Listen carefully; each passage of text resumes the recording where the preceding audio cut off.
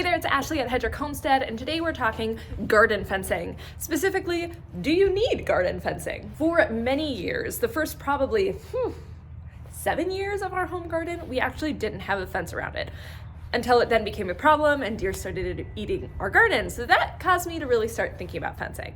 So today we're gonna talk about if you need fencing or if you don't. The biggest 3 things to keep in mind when you're trying to decide if you need fencing for your garden are: number 1, what kind of garden killer predators do you have? Deer, raccoon, rabbit, what are we dealing with?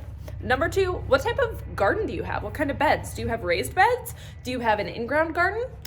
And finally, number 3, what are you growing? Are you growing squash, corn, lettuce? So let's tie this all together. So why do you need to know all these things? Well, let's say you're in a suburban area and rabbits really are your number 1 predator, but you have a raised bed garden that's quite tall, like 2 feet off the ground. Your rabbits probably aren't going to be eating out of your really high raised beds. So maybe you don't need a fence at all because your main predators are rabbits and you have a high raised bed. However, if you're in that same area and you still have your rabbit problems, but you don't have raised beds, you have an in-ground garden, then you might need a fence in order to keep rabbits out. Let's say your main problem is deer. Now, raised beds obviously aren't gonna deter deer. So if you have deer in your area, I highly recommend putting in a fence that will keep them away. They really can wreak havoc on your garden. This is what happened to me.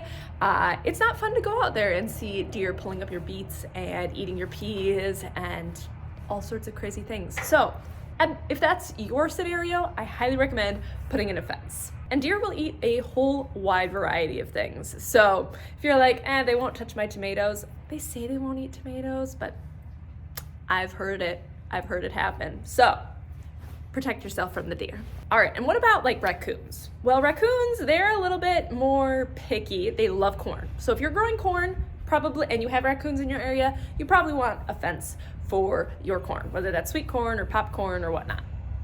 They also like fruit, so if you're growing a lot of melons or something like that, probably gonna wanna protect them if you have raccoons in your area. I don't think I've ever had a raccoon issue in my garden, thankfully. Not saying it won't ever happen, but that hasn't been a problem for me as of yet. So to tie all this together, do you need a fence? Well, if your only predator is rabbits and you have raised beds, probably not.